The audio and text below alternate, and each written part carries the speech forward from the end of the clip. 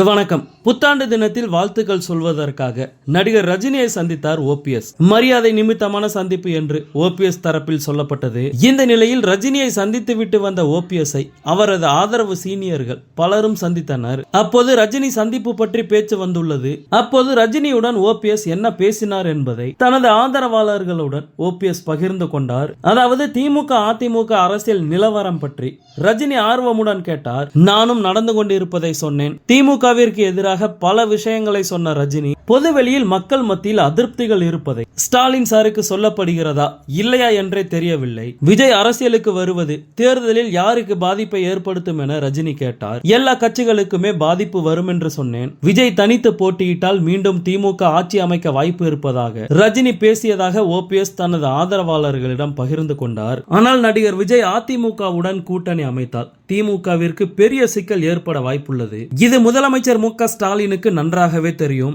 இருப்பினும் 2026 சட்டப்பேரவை தேர்தலுக்கான வேலைகளை திமுக தற்போதே தொடங்கிவிட்டது. இந்த தேர்தல் மிக கடினமாக இருக்கும் என்பது திமுகவிற்கு நன்றாகவே தெரியும். மக்கள் மத்தியிலும் திமுக மீது தற்போது பெரும் அதிருப்தி உள்ளது. எனவே அதற்கு ஏற்றார் போல் திமுக தனது தேர்தல் வியூகங்களை வகுத்து வருவதாக சொல்லப்படுகிறது.